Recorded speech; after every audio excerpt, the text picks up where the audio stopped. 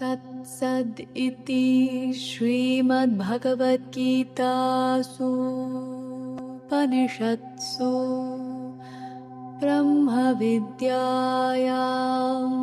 योगशास्त्रे Sri Krishnarpanam Mastu Shubham Bhuyan Vasudevasutam Devam Kansa Chanuramardanam Devaki Paramanandam Krishnam Vande Jagadguru.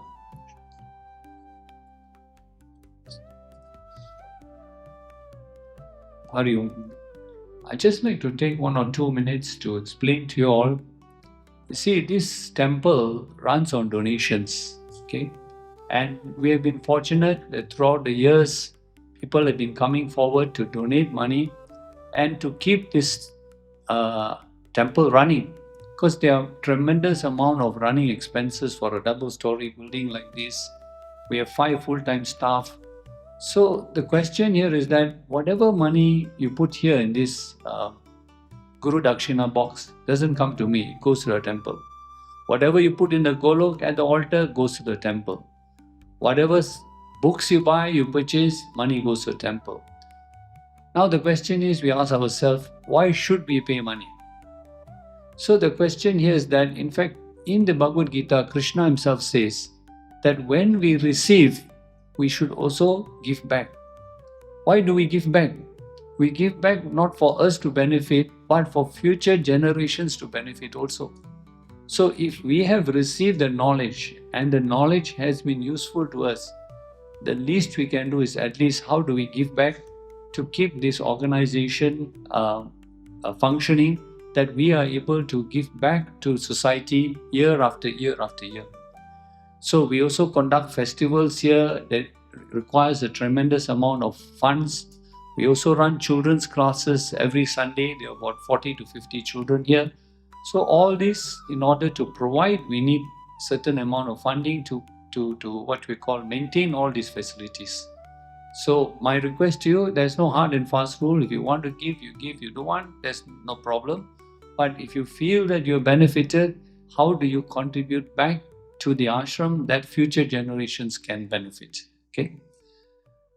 Okay, with that now we'll proceed on with the Bhagavad Gita.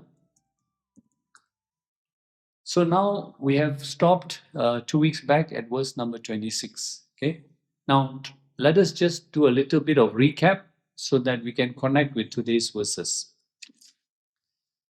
So what we have seen so far is the battleground. Now the scene is in the battleground. The what we call Dharma Kshetre, Kurukshetre. That is what this battleground is called. On one side are the forces of the righteous Pandavas. On the other side are the forces of the unrighteous Kauravas. Okay, they are facing each other. So Duryodhan, who is the what we call the most senior or the eldest son of the Kauravas, he surveys the armies of the Pandavas, and although he realizes that he has a far bigger army, 11 Akshonis, 11 battalions, and the Pandavas have only 7 battalions, yet because of his ego, he knew that he was fighting an unrighteous war. But because of his ego, he could not back down. He was greedy. He was he wanted to sit on the throne of Hastinapura. So he tried all ways and means to drive the Pandavas out. And now he had to face them. There was a big battle for the future of Hastinapura. And although Duryodhan knows that he is fighting an unrighteous battle, yet because of his ego, he wanted to proceed on with this battle. But there is insecurity in him, because he realizes that the Pandavas are the righteous ones and they are fighting this battle on the righteous grounds. So we come to verse number 12, right? Verse number 12, we see Bhishma Pita, because here the thing starts. Okay, Bhishma Pita, who is the commander of the Kaurava forces, he realizes that Duryodhan is very insecure. He needs to cheer him up. Before Duryodhan demoralizes the whole army, he decides to cheer him up. So what does Bhishma Pita do in verse number 12? Two very important things we must note here. One is Simhanadam. Simha means lion. Nadam means to make the sound of a lion. He roared like a lion.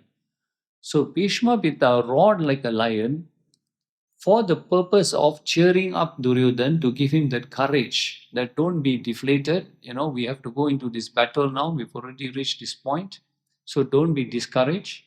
And the second most important thing he did is Sankham Dadmau. Dadmau means to blow. Sankham is a conch. Now this is very significant to note, because in any war, the first army that fires the first shot means that they are the aggressors. They want to carry on this battle. They are not going to back down. So the Kauravas are now sending a signal to the Pandavas by the blowing of the conch that we are ready for battle. You better be prepared. We are coming to attack you. So the Pandavas never wanted the battle, but now they were being forced into the battle. Now, when Bhishma Pita blew his conch, the rest of the army, his army, the Kaurava army, they heard their commander blowing their conch. What did they do? Verse number 13, they blew their conches, kettle drums, tabors, drums, trumpets, all simultaneously in one go. They all started to blow their instruments. Now, we saw the last lesson, how many soldiers were assembled on the Kaurava side. Does anybody remember? No? Approximately 2.5 million. So now try to imagine 2.5 million soldiers simultaneously blowing all these instruments. Can you imagine what a tremendous sound it would have created? So in verse number 13, the word tumulo is used there. You can see in the fourth line of the Sanskrit text, tumulo, meaning tumultuous. The sound was terrible. It went all the way to the Pandava side. They heard the sound. Now the scene shifts back to the Pandava army. What is their response when they hear these 2.4 million soldiers blowing all their instruments? What is their response? So in verses 14, we see that there is this glorious chariot of Arjuna. It's a very divine chariot. It has been gifted to him by the Devas. So Arjuna is sitting on the chariot. Krishna is his charioteer. Krishna is known as, here is called as Madhava. Okay, Madhava and Krishna. Now what do? So in verses 15, 16, 17, these three verses, we are told that one by one, total of 18 people blew their conches. So it started first with Krishna. They were not afraid. They heard the sound of the Kauravas preparing for battle. They were not afraid. Krishna started by blowing his conch. And the 5 Pandavas followed one by one blowing their conches. What is the difference? The difference is here the conches are called as divine conches. When Bhishma Pita blew his conch, it was just called a conch. But the 5 conches of the Pandavas all have names. You can notice that they all have names. And there are long stories behind these names, how each of them got this conch. Krishna's conch also is a divine conch. It has a name also behind it. So 5 Pandavas plus Krishna, one by one blew the conch. And then 12 other warriors on the side of the Pandavas, one by one also blew their conches. So total how many conches? 18 conches. Okay, 18 conches were blown. And imagine the sound of 2.5 million instruments versus the 18 conches. So what happens when these 18 conches were blown? In verse number 18, verse number 19, it says that the sound was also tumulo. It was also tumultuous. Now imagine just 18 conches, but all divine conches being blown. And the sound also was tumulo. It was tumultuous. What happened? The sound resounded throughout the earth. It shook the whole ground. And it also shook the sky. And more worse than that, it scared the Dhritarashtra, the armies of the Kauravas, they were shaken in their very hearts just by hearing these 18 conches. And why were they shaken? The question is because when you have done something wrong and you hear a police siren, what happens? Right? Immediately you get a shock, right? You hear a police siren. But to one who has not done anything wrong, the siren can blow, it makes no significance at all. So the Kauravas and their supporters knew they were fighting an unrighteous battle. But for various reasons, they had to come there, support the Kauravas, and now they were all shaken in their very hearts. So now imagine the battle is ready to start. The Kauravas had said, we are ready to fight. The Pandavas said, we are also ready to fight. So now what should happen? What should happen? War should start. And if war had started, what will be our benefit? Gita class ends today, finish. No more Gita class. But then, it's in verse 20, as I explained to you, there's this word called atha. Atha, when it is used in the scriptures, it means then. It means that there is something very significant going to happen now. So by right, the battle should have started, but a thought comes into Arjuna's mind. What is that thought? He commands Lord Krishna as his charioteer. He says, Senayor Ubhayor Madhye. Very significant 3 words which are spoken here. You can see that in the verse number 21. Senayor Ubhayor Madhye. Madhye means in between. Ubhayor means of the two. Senayor means the armies. So he tells Krishna, take my chariot and park it in between the 2 armies. Why? Because in verse 22 he said, I can carefully observe the warriors desirous of war. So he knows that they want to fight, and I also, Arjuna says, I'm also ready to fight them. Up to now, he's very clear what he's doing on the battlefield. So this phrase, Senayor Ubhayor Madhye, is used 3 times in the Bhagavad Gita.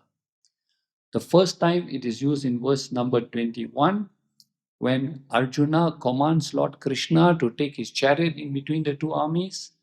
The second time it occurs in verse number 24, when Krishna obeys Arjuna's command, takes the chariot and he parks it in between the 2 armies. And the third time it is also used in the Bhagavad Gita, chapter 2, verse 10, when Krishna delivers the entire sermon of the Gita, where? In between the 2 armies. Now, what is the significance to us? This word, Senayor Ubhayor Madhye. What is the significance? In between the 2 armies. What is it telling us? It's giving us a message. Huh? Good and bad. Okay, good and bad is there. What else? Huh? Sorry? Weigh both sides before you make a decision. Okay. What else? It is telling us when should we study the Bhagavad Gita? When should this knowledge of Bhagavad Gita be studied? Before your battle of life starts, isn't it? When you're ready to embark on your life, Bhagavad Gita is not a book that teaches us how to die. It teaches us how to live life. So when should we be studying the knowledge of Bhagavad Gita? When we start on our life, is it? When we are young, right? But then when you ask people, brother, have you studied the Bhagavad Gita? No, when I retire, when my grandchildren are grown up, then I have nothing to do. Bhagavad Gita is not a retirement plan. It is a book that teaches us how to meet the challenges. See, the battlefield is allegorical. You face goodness in your life, you face badness in your life, you face all kinds of challenges in your life. How do we navigate through this battlefield called life? That is what the Bhagavad Gita is teaching us. So the knowledge is very relevant. 5,000 years ago, when it was spoken to Arjuna, today also is relevant. In time to come also, it will always remain relevant. And that is the significance of this Senayor Ubhayor Madhye. In the middle of the battlefield, Krishna is delivering the whole sermon. He didn't choose an ashram. He didn't choose the quiet banks of a river. he chose right in the middle of a battlefield with all the disturbance and the sound going on. He delivered the sermon of the Bhagavad Gita. So now Arjuna has commanded Krishna, take my chariot in between the two armies. Now Krishna also now starts to play his game. What does he do? He obeys Arjuna's order. He takes the chariot in between the two armies. But in verse 24, okay, he parks the chariot. He could have parked it anywhere in between the two armies. But where does he park the chariot?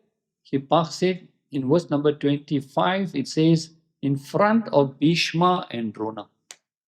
Very significant. Why he chose to park Arjuna's chariot right in front of Bhishma and Drona. Bhishma Pita, Arjuna loved him the most. He was the grandfather of both the Kauravas and the Pandavas. So, and he cherished Arjuna. Arjuna was his most favorite grandson. And Arjuna has the highest respect and love for Bhishma Pita. But unfortunately, Bhishma Pita happened to be standing on the opposite side. He had to fight him, he had to kill him. And Dronacharya is the one who taught warfare to both the Pandavas and the Kauravas. So now, from far away, when Arjuna saw the armies, what did he say to Krishna? In verse number 22, he says, I can carefully observe the warriors desirous of war. So he looks upon all of them as warriors who are desiring to fight. But now, when the chariot is parked in front of Bhishma and Drona, and Krishna utters one very important line there. He should not have said anything, he should have just parked the chariot, but he utters one very important line. He says, Arjuna, verse number 25, behold the Kurus gathered together. So, behold the Kurus gathered together. Kurus means what? The Pandavas and the Kauravas are descended from King Kuru. So, King Kuru is their common ancestor. That means telling him, you are actually both of you are related, you all understand. You Pandavas and Kauravas are gathered here, but you are all descendants from the King Kuru. You are all one flesh and blood. And now from verse number 26, we see what impact this has had on Arjuna. In verse number 26.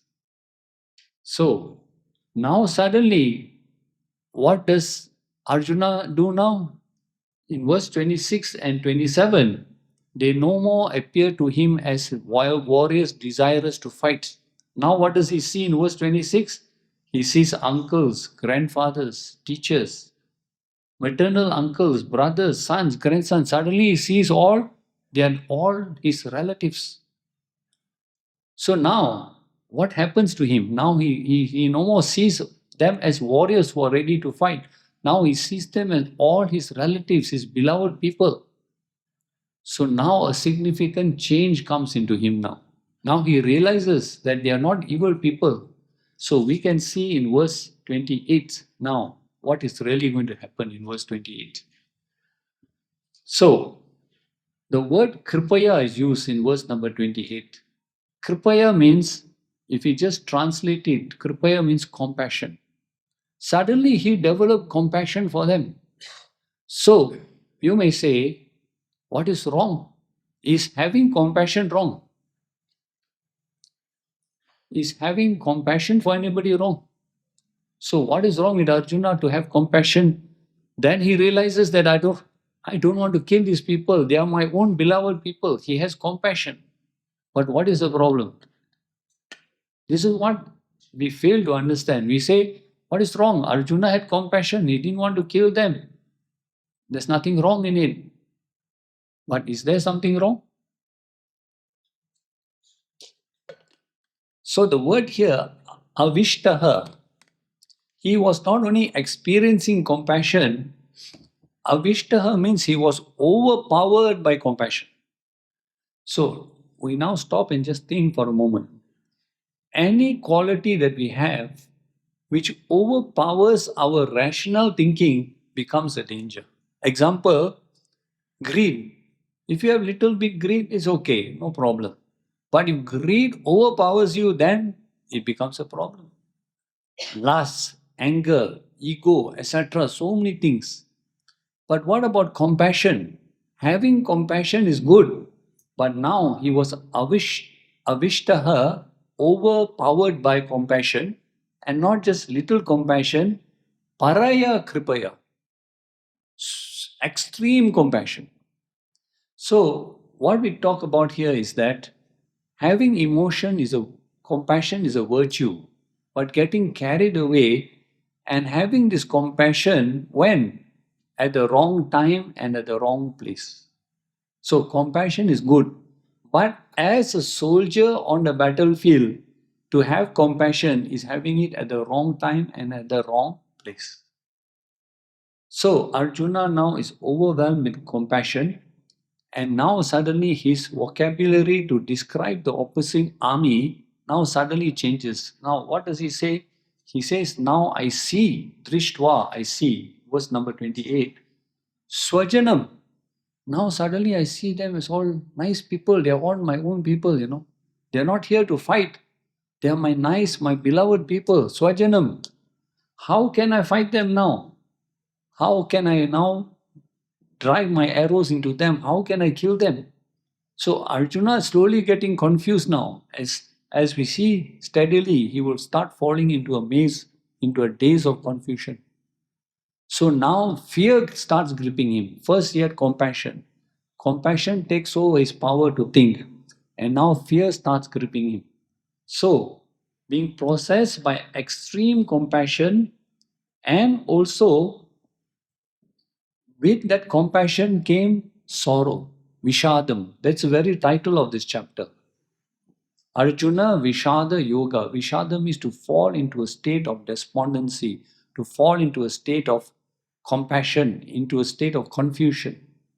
So now that takes him over. And now, see, when we face a problem in the mind, what is the next thing that happens?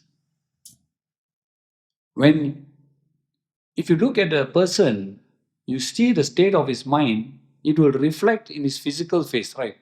If he's happy, his face will be smiling and cheerful, right? Like all of you are here now, smiling and cheerful. But supposing you come with very distressed mind and all that, you see the person sitting down and you can see the sorrow on their face. So Arjuna's problem first starts in the mind. He starts getting sorrow. He starts getting overpowered by compassion. But now slowly we see in verse number 29 that what are the physical symptoms that also start to come out. Okay? What are the physical symptoms in verse 29 and 30? He says, Gandhiva bow, the bow that he picked up earlier, and he commanded Lord Krishna, take my chariot in between the two armies. He held up the bow, that mighty Gandhiva. Now he says, the bow slips from my hand. I'm weak. He says, my skin is burning all over. I'm trembling now. Why? Because the thought of killing all these wonderful people, Swajanam. In fact, Krishna must be now very confused now. You know why? Because he must be wondering, Arjuna, you came to see me, you asked me to be a charioteer, you brought me into this battlefield, now suddenly you're turning very philosophical. If you wanted to have this compassion, when was the right time to have this compassion? Before you came to battlefield, not now, in the midst of this whole battle, when all the armies are ready to discharge their weapons, and now you're telling me that you're getting weak, your body is trembling, his mind is getting confused. He says, I'm not able to stand. That fear is there. And it goes on and on and on. It becomes more worse. We go on to verse 31. So in verse 31 is very interesting to see. There are two words that are used there. If you look at the first line of the Sanskrit text, you see the word pashyami. Okay? Pashyami, translated in English, as you can see in the English text, it means to see. Okay? Then you go down two lines, you see another word there, anupashyami, which contains the word pashyami. Translated into English, it says also see. But one is pashyami, one is anupashyami. So what is the difference? So the first word pashyami means to see with the physical eye. So what is Arjuna seeing with the physical eye? He says, I am seeing very bad omens, right? Now the thing is, Arjuna doesn't want to fight already. At this stage, he's decided he doesn't want to fight. So basically, he's looking at all the things, like sometimes we also see things when our mind is very depressed and confused. Everything looks like a bad omen to us. There was a story I was reading. There was this king who went out horse riding in the early morning. So nobody was there. And then he met the first subject in the morning. Person was standing by the roadside. He saw the king and he saluted to the king. After a while, the king rode, he fell off his horse and broke his leg. So he was taken to the palace and then he told his guards, go and get hold of that fellow. I saw him, the first person I saw in the morning. After that, I fell off the horse. Bring him here. I want to put him to death because he was very unlucky for me. Bad omen. First face I saw, I fell off the horse. Bring him to my palace. So the guards went, they caught hold of him, brought him to the palace, and then he told the guy, you are the first face I saw in the morning. You are a bad omen because after I saw you, I fell off the horse and I broke my leg. Now I'm going to put you to death. Have you got anything to say?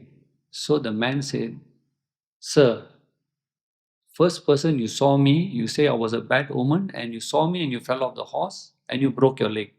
But look at it from my point of view. You were the first person I saw in the morning also. And because you were the first person I saw in the morning, you are such a bad omen, I'm losing my life, I'm being put to death. So who is the more worse bad omen? So we wrongly put things into what we say, we see bad omens. And this is what Arjuna is now describing. He says, I'm seeing all kinds of bad omens, right?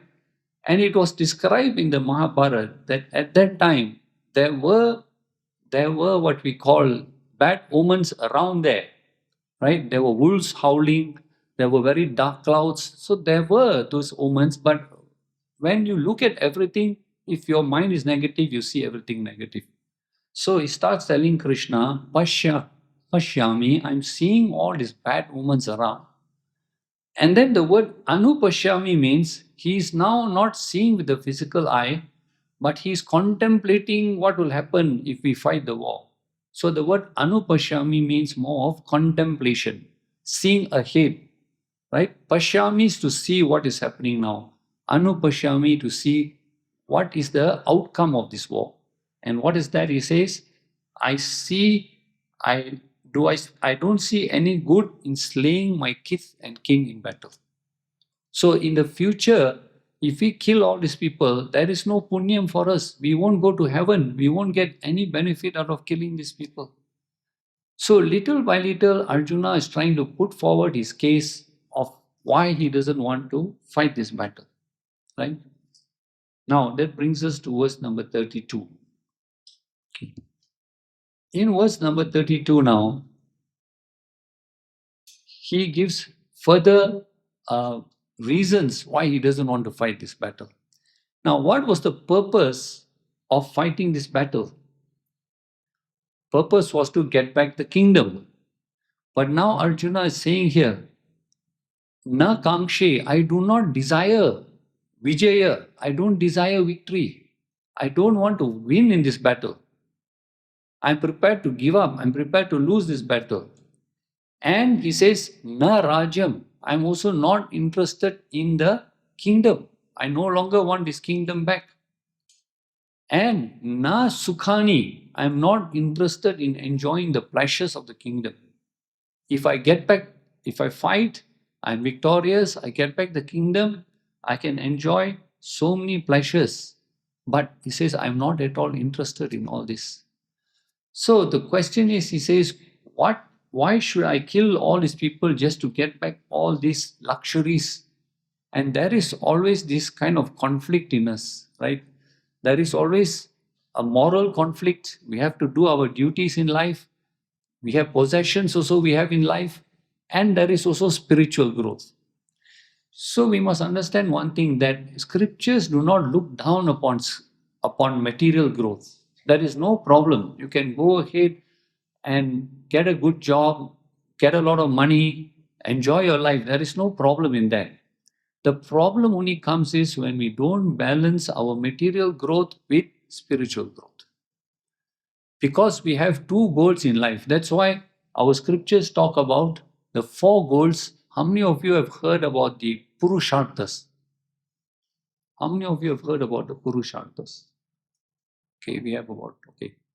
There are four goals given to all human beings to achieve. What are the goals? Dharma. Okay, we start with Dharma, Kama, Artha, Moksha. Right? So, two goals are material goals. Two goals are spiritual goals. What are the material goals? Kama.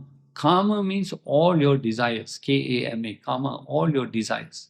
So the scriptures say, go ahead, satisfy all your desires, no problem. Second material goal is Artha. A-R-T-H-A. Artha. Which means material possessions. So go ahead, buy a nice house, buy a nice car, no problem. But at the same time, they say don't neglect the two spiritual goals, which is dharma. Dharma means to do every action on a righteous basis. Do not violate dharma. Do not violate the conduct or the teachings of the scriptures. And the final goal is moksha. So now, the most important among all these four goals we must start with is which one? To start out of these four, which one we must start with? Dharma. So everything must start first with dharma. Why dharma? Why must we start everything with dharma? See, the Bhagavad Gita also first word starts with dharma. Chapter 1, verse 1 is dharma. So why must we start everything with dharma? When you start your whole life with dharma, means a righteous life, whatever desires you fulfill will not violate dharma. Whatever possessions you acquire, you will not violate dharma.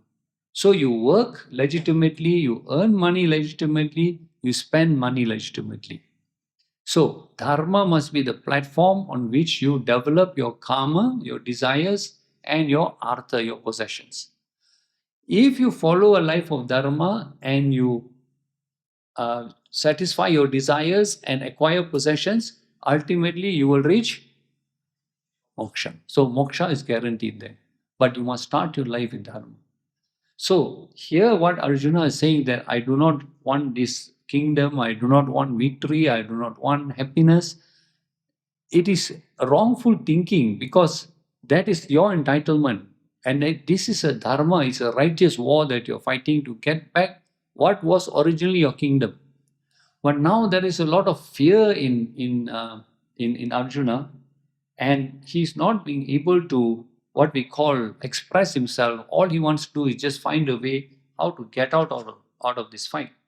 So we can see if we go back into just go back to verse 30 when he is experiencing all these what we call physical symptoms. From mental now it's become physical.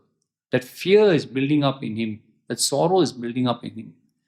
And here is very significant to understand all these symptoms. You see, there was recently a survey done. What are the three most things that people are fearful in this world?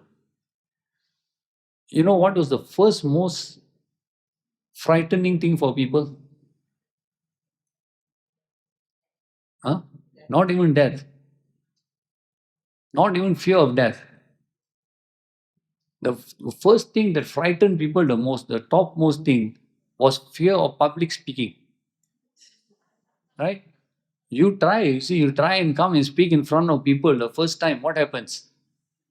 You'll be shaking all over, your mouth will turn dry, your tummy will be going upside down.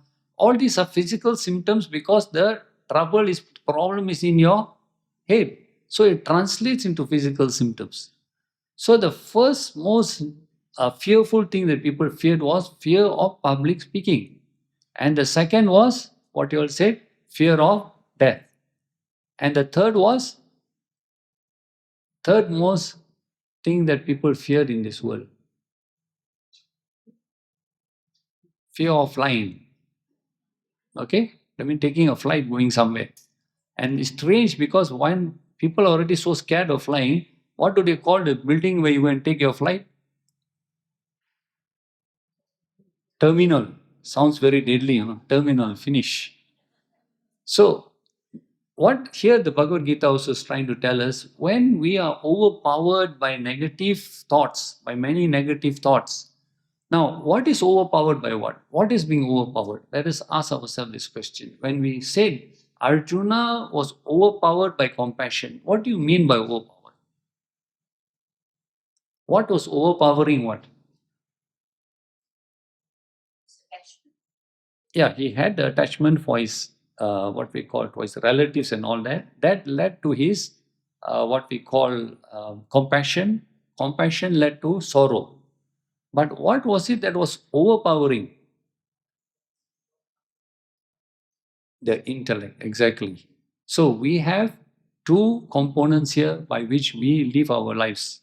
One is called manas, which is our mind, which is subject to likes and dislikes. All the experience, all our emotions are in the mind, manas.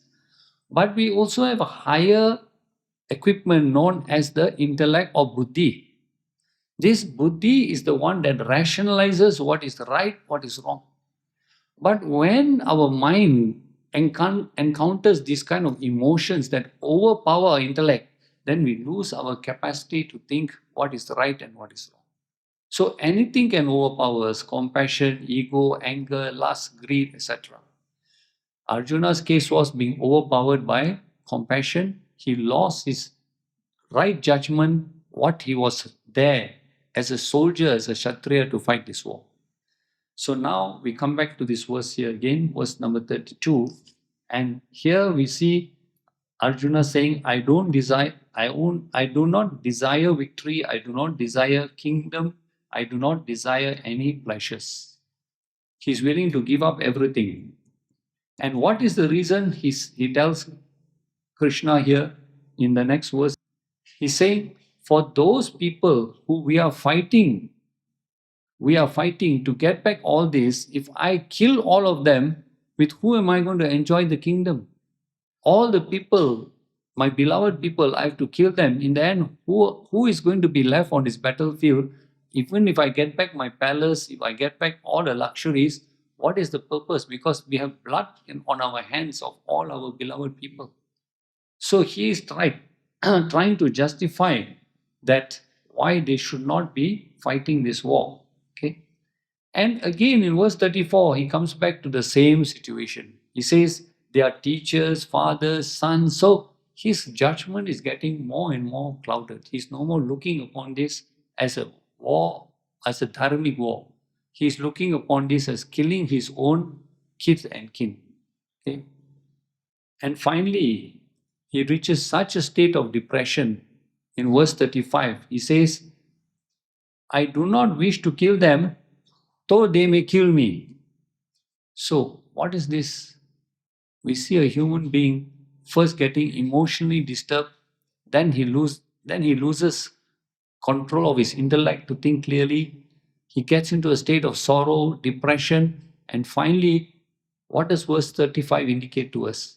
He's reached the lowest point where he's becoming suicidal. He's willing to commit suicide. What does he say? I do not wish to kill them, though they may kill me. So, he's willing to even give up his life now. He's reached that low point that he just doesn't want to fight. And he says, even if they come and fight, I will not fight back with them. I'm prepared to give up my life. So that's why all these negative qualities is what the Bhagavad Gita is teaching us. How to be in control. That means not given to the mind, but sharpen the intellect. And what is the only way that you can sharpen the intellect is by using knowledge.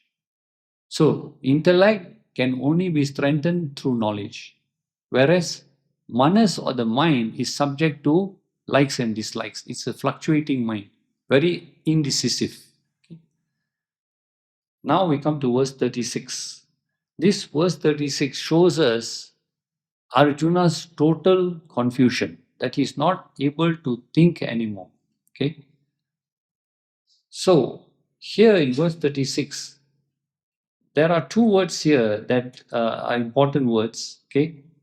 So first of all, we look at the word. He calls these people the sons of Dhritarashtra. Dhritarashtra Nam.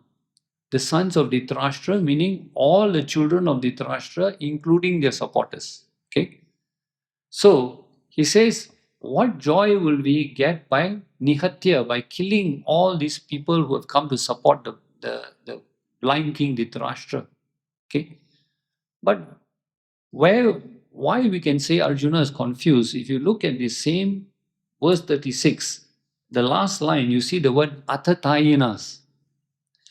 Atatayinas means are the worst of the worst people. One side is saying they are my swajanam, they are my beloved people. Then he calls them as what you call, he says they are nice people, good people. Now at the same time he's using this word Atatayinas.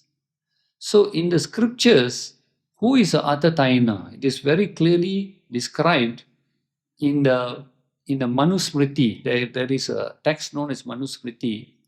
And Atatayana is one who commits the 6 most heinous crimes. And it is the duty of a Kshatriya. Arjuna was a Kshatriya. It is the duty of the Kshatriya when he meets a Atatayana, he has to kill him.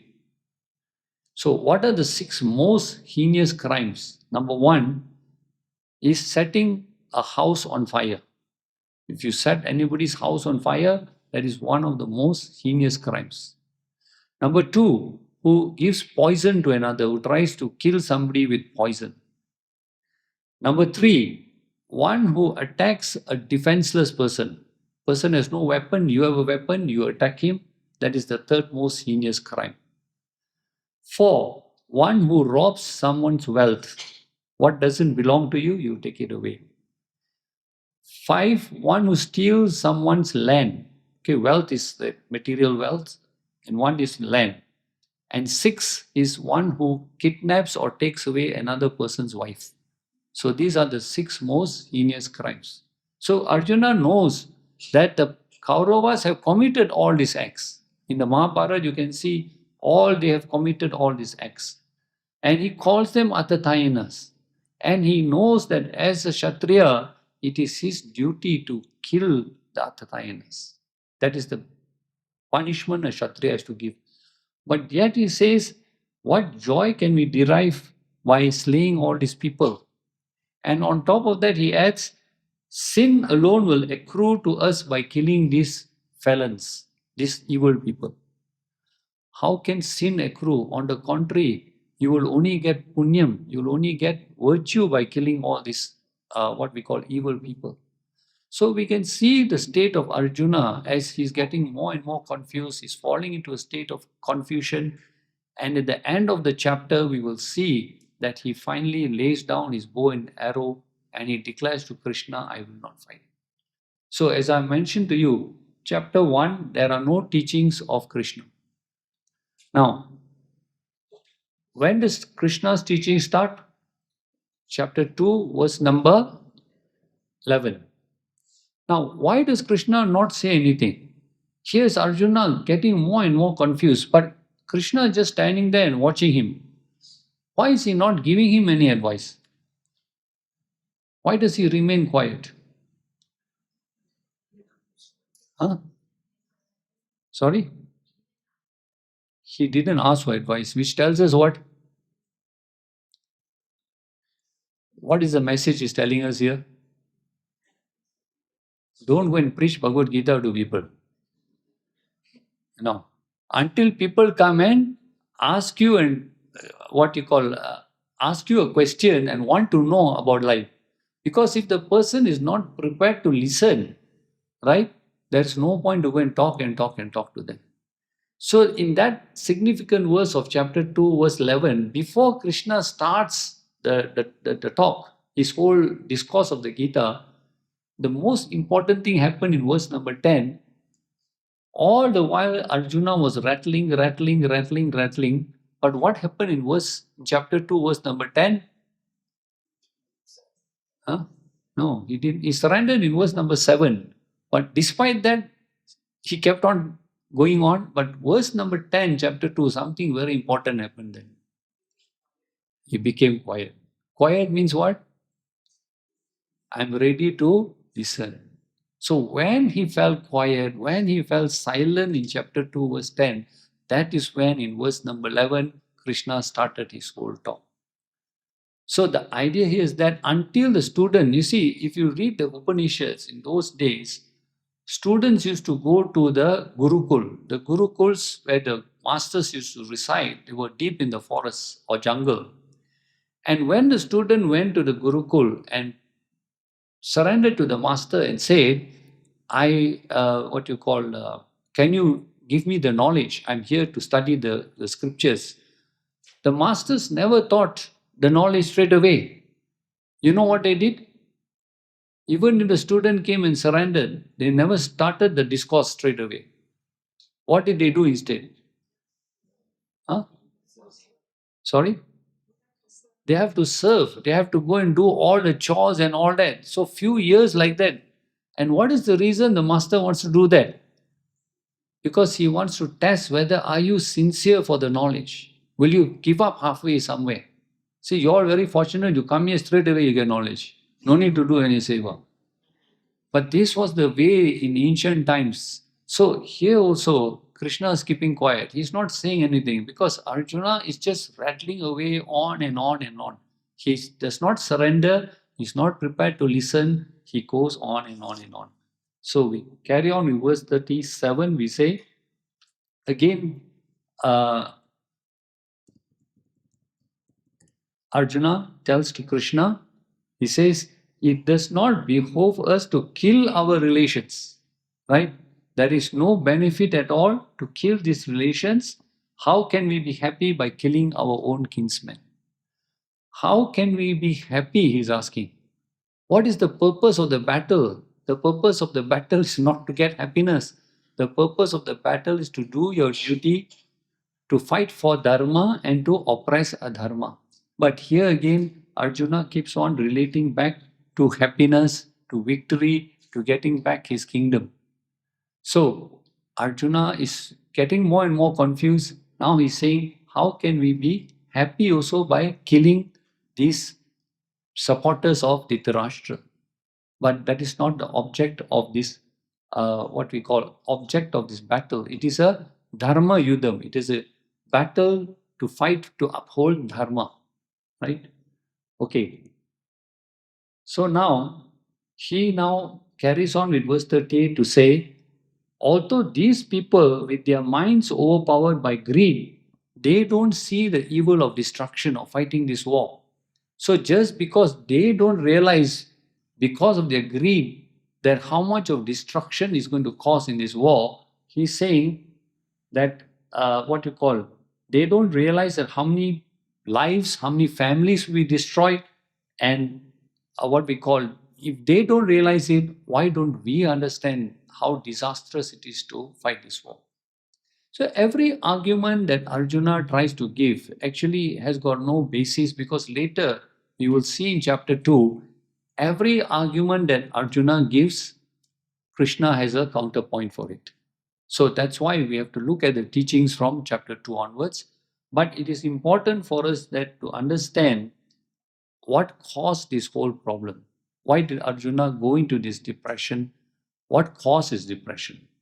So in verse number 39, he says, we should not, we who see that there is only, why should not we who see that there's only sin involved in the destruction of one's family think of turning away from this crime? So if the Kauravas don't realize that because of their greed, that this is a very destructive war, why don't we run away from the battle? Now, again, we come back to the situation of Arjuna. You see, when Arjuna wanted to run away from the battle, he was a Kshatriya. Later on, he tells Krishna that I would rather go begging for alms, house to beg for alms. That means he wants to take up the life of sannyasa. But very important for us to understand, for us to take up the life of a renunciate, a sannyasa, to give up everything is good. But what is the main problem? What is the main problem? Giving up the householder's life to take sannyasa is in our scriptures. There are people who have taken sannyasa. But what is the main problem? You have to be mentally prepared, right? So sannyasa is not running away from problems. Arjuna wanted to take up sannyasa for the wrong reasons. He wants to run away from his problems. You see, for example, you have a fight with your boss and you say, let me take sannyasa. Or you're not happy with something in the house, I'm going to take sannyasa. Sannyasa is not an escape hatch. Until your mind is totally prepared, then you go and take sannyasa. There is no issue there. So sannyasa is not just wearing orange robes. What do the orange robes signify? When we take up sannyasa, renunciation, we put on these orange robes. What do the orange robes signify? Orange is the color of fire, which is flame, which means what we call representing knowledge, the flames of knowledge. So until somebody has come to the realization that there is a noble life ahead of this life, that I appreciate that life, I'm prepared for that life, when one comes to that realization, then you take sannyasa. But Krishna, in fact, in Gita, gives us the second option. The formal sannyasa is when we leave the household, we give up family, we give up, money, possessions, everything. But there is another sannyasa where you can stay as a householder and be a sannyasi. So this is beautifully told to us in Bhagavad Gita that you don't have to abandon everything and become a sannyasi, because sannyas is not a physical situation, sannyas is a mental situation. So who is a householder sannyasi? What are the characteristics of a householder sannyasi? One who finds that they are not interested at all in material pursuits. They don't mean anything to them. Going out for functions, parties, acquiring more and more material possessions, this person is no more interested in all this. He is interested in a life of reading the scriptures, doing meditation, doing seva to society. So while remaining in the family, you can practice sannyas also, right? Because as I said, it is a mental, not a physical condition. Even if you wear orange robes and you're not prepared for sannyasa, you go away to ashram, you will create more torment in your own mind. So this is one of the important things that we have to see. Arjuna keeps on stressing that I want to run away from the battlefield, I want to run away, take sannyasa. Taking sannyasa is noble, but do it for the right reasons, not for the wrong reasons, to escape from duties and responsibilities.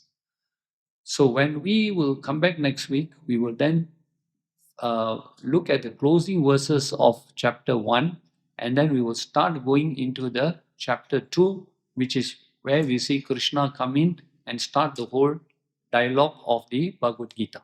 Okay. Now, if you all have any questions, as I said, you can email to me, or maybe we'll find another solution later. Perhaps we'll have a box where you can write your questions and put in, right, so that we can address any confusion along the way. Okay. So we will end with the prayer.